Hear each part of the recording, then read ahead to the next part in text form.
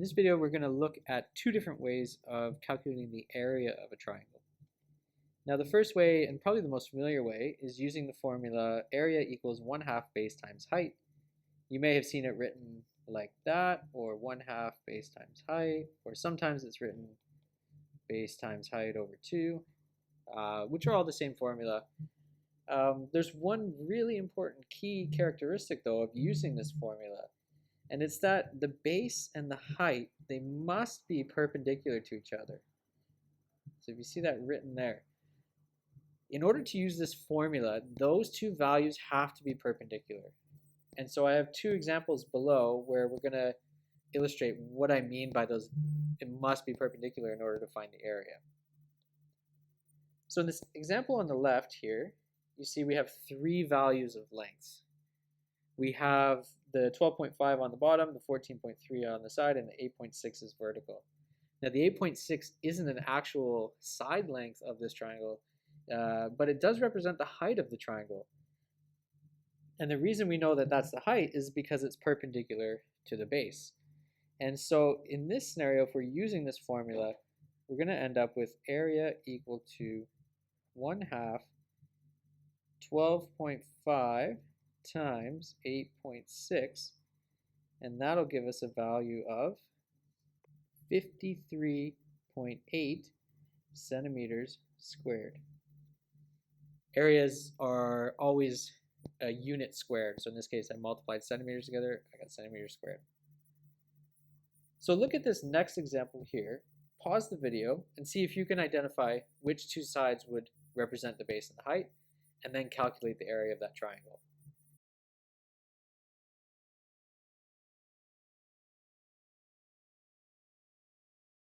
Okay, so hopefully you got 24 meters squared for this triangle. So just remember to use this formula, those two lengths, they have to be perpendicular to each other. Now let's move on to another scenario where we do not have two lengths that are perpendicular to each other.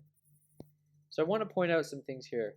This triangle here is not a 90-degree triangle, but I want you to notice some of the naming conventions. And so usually we use capital letters to represent angles, and then you see that the capital letter and the corresponding lowercase letter are opposite each other. So if you have angle C up at the top, that means that the side length across from it is the lowercase c. This is important for using this formula to the right, this area formula, and it's also important for using the sine and cosine law, which we're going to learn about in the next couple videos. So one thing we can use is we can use the sine ratio to calculate the area if we know two of the sides.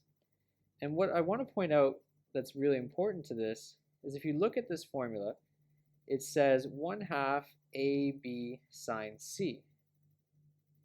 And so the pattern that will emerge when you do these types of problems is you see side length A is there, and side length B is here, and you notice that angle C is the one between those two side lengths. In order to use this formula, the angles C must be between the two known side lengths. And I'll show you some examples below where that doesn't apply. But that's a key characteristic of using this formula. The angle in the formula C must be between the two side lengths A and B that you already know. So if we look at this example here with the 110 degrees, we see that angle is between these two side lengths. So we can set up this formula and get area equals 1/2 5.6 times 3.2 sine 110 degrees. Make sure that the calculator is in degrees because that's the angle there. And we can plug this in our calculator and we'll get the area. And we should get a value of 8.4 centimeters squared. Pause the video and have a go at the next one.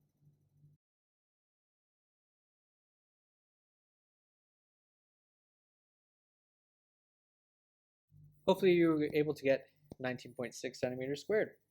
So again, we have this angle between the two sides that we know, so therefore we can use this formula for the area.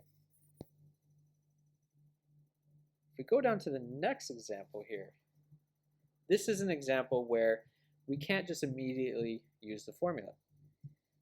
If you see this angle here, the 105, is between this side and this side.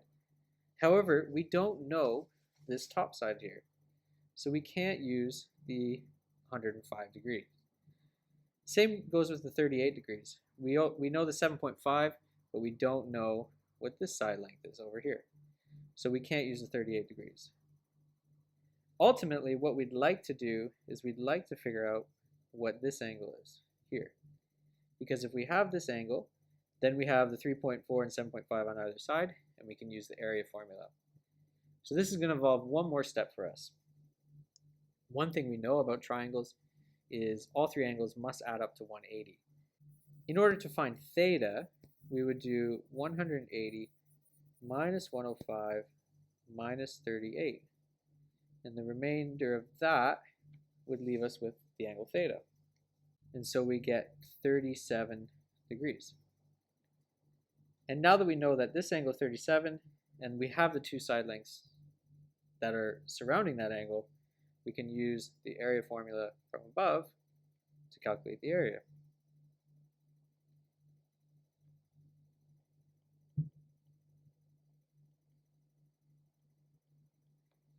And plugging this into our calculator gives us a value of 7.8 centimeters squared.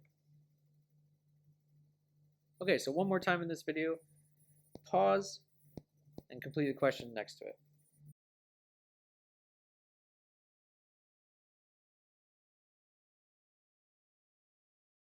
So in the end, hopefully you got 9.0 centimeters squared. So the two main things to take away from this video is when you use area as 1/2 base times height, the base and height must be perpendicular. And then if you use the other formula, 1/2 AB sine C, the angle must be the angle between the two side lengths that you know in order to use that formula.